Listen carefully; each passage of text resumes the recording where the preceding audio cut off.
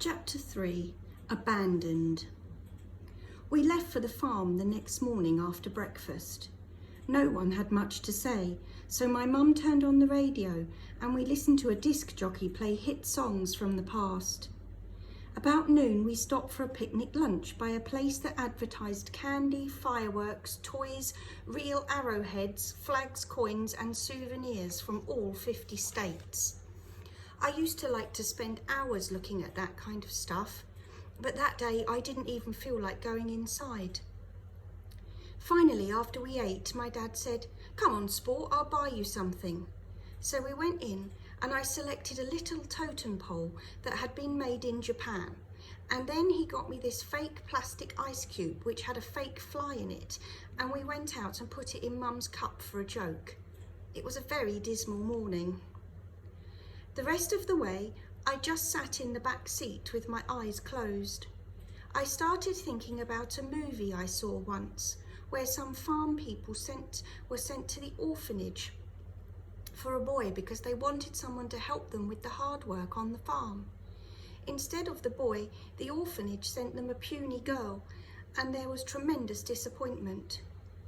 I thought now that perhaps Aunt Millie and Uncle Fred were letting me come because they thought I was a great athlete with muscles like potatoes who could toss hay into the loft without spilling a straw. They would be very excited, of course, at the thought of this wonderful summer helper.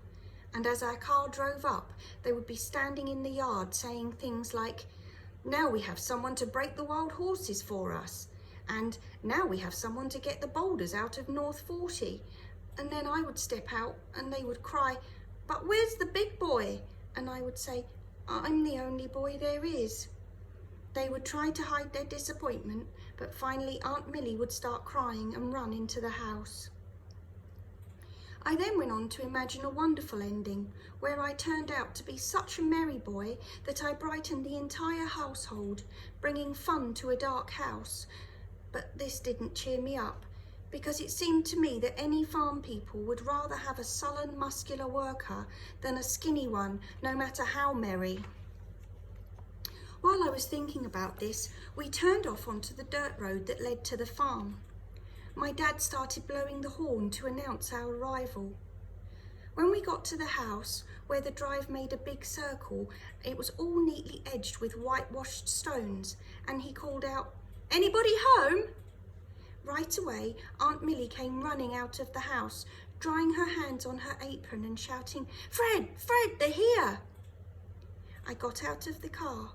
I never felt less muscular in my whole life except in gym class, but she was so busy hugging Mum that she didn't notice me. "Oh, it's been so long," she was saying.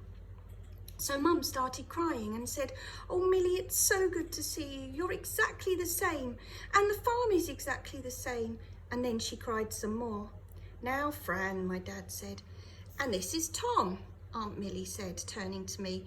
She was not really my aunt, but my second cousin, but I called her Aunt Millie. So I said, "Hello, Aunt Millie, it's nice to see you." "Well, it's nice to see you. I'm so glad to have a boy around this place again. All my boys have grown up and gone, and it's very lonesome." She patted my shoulder, and then she turned back to Mum and said, "Hazeline went riding with her boyfriend, but I told her to be back in time to see you. I said, 'Hazeline, Fran has not seen you in years, so you be home.'" "I still remember how fat and sweet she was when she was a baby," Mum said. "I guess you do. Why, you were her mama that summer, me flat on my back and you. She thought you were her mama." My father had gotten my suitcase out while they were talking, and now we all went into the house and had lemonade and cake with Uncle Fred.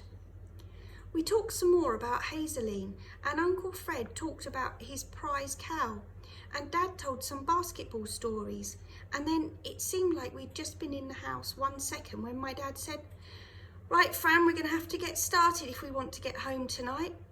"You're not leaving," Aunt Millie said. "My feelings exactly. We have to. But we wanted you to stay at least the night." "We can't, that's what we wanted to do," Mum said, "but the couple we're riding to New York with want to leave first thing in the morning. Tom says he doesn't mind, but I feel awful just dropping him and running."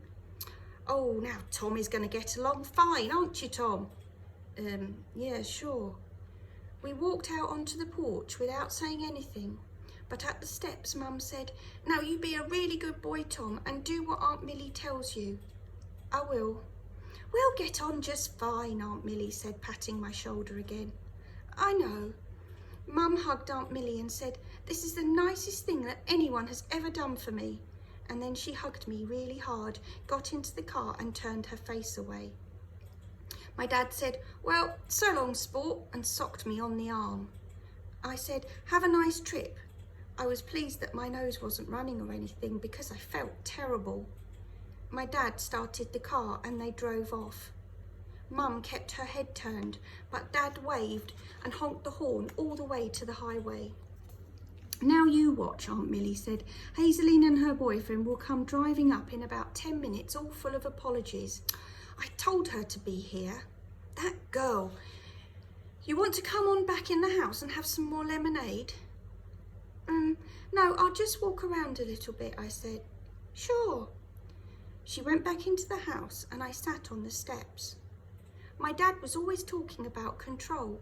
He said control was the most important thing there was in an athlete, and he was always telling me I should have more of it. I couldn't imagine anyone having more control than it took to sit quietly on the steps, nose and eyes dry, while being abandoned. Sometimes my dad would get really disgusted with me because I didn't control myself too well. I used to cry pretty easily if I got hurt or if something was worrying me. I remembered one time when P.T. Burkiss came over to my house and told me that he knew a way that you could figure out when you were going to die, like the very day. He learned this from a sitter he'd had the night before. It was all according to the wrinkles in your hand. You counted them in a certain way. Well, we sat right down and counted the wrinkles in my hand. It took over an hour, and it came out that I was going to die in my 79th year, or either the 82nd or 83rd day. P.T. said probably I would fall terribly ill on the 82nd and last until just after midnight on the 83rd. Then we started counting the wrinkles in P.T.'s hand. He had a peculiar hand, and it came out that he was going to die on the 279th day of his 9th year. Well, P.T. was 9 years old right then, so he said, "Get a calendar, quick, get a calendar," and he looked like he was already getting sick. We looked all over the house before we finally found a wallet-sized insurance calendar, and then we got down on our stomachs and began to count the days. We were saying the numbers together. 276, 277, 278, and I can still hear the terrible way it sounded when we both said 279. It was like the last sound in the world, because it turned out that P.T. was going to die the next Saturday. I said, "Yeah, let's do it again." We did it again, very slowly and carefully this time, but it still came out the same. 279, next Saturday. P.T. felt awful, I could see that, and I felt even worse. And if there had been any way in the world I could have given him 19 or 20 of my 79 years, I would have done it in a minute. He said, "I better go home," like he meant before something happens, and then he left, and I was too upset to try and stop him. I went in the house and my mum said, "What's wrong now?" I said what was wrong was that P.T. was going to die on Saturday, and right away she started laughing. And I said, "Well, I certainly wouldn't think it was so hilarious if your best friend was going to die this Saturday," and I stormed out of the room. She caught up with me in the hall and hugged me, and then she sat down on the telephone stool and made me look at her and said, "Tommy, P.T. is not going to die this Saturday." "How do you know?" "I just know, Tom." "Yeah, but how?" "Well, look at him. He's in perfect health. He is absolute the healthiest boy I know. Healthy people are hit by cars every day or fall down wells. You don't have to be sick to die." "This is some fool thing you and P.T. have cooked up," she said. "I think you enjoy getting all worked up about nothing."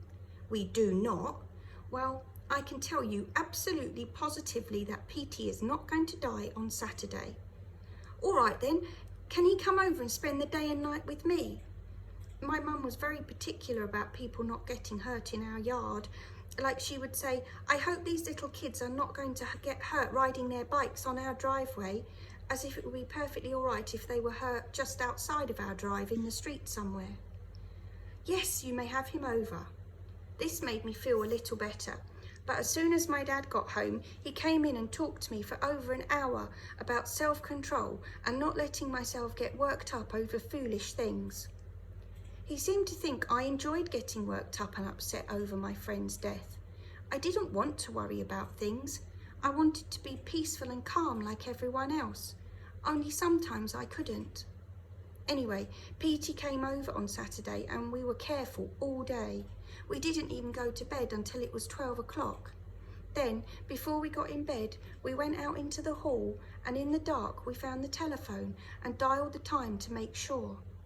When the operator said, "The time is 12:02, Petey started jumping up and down and saying, I'm spared, I'm spared. My dad said, be quiet out there. We went in and lay down on the bed, and for about half an hour all we said were things like, phew, and what a relief, and I really honestly thought I was going to die, Tom, didn't you? I thought about that and how now that I was controlling myself perfectly, now that there could not be one single complaint of any kind about my absolutely perfect control, there was no one around to see it.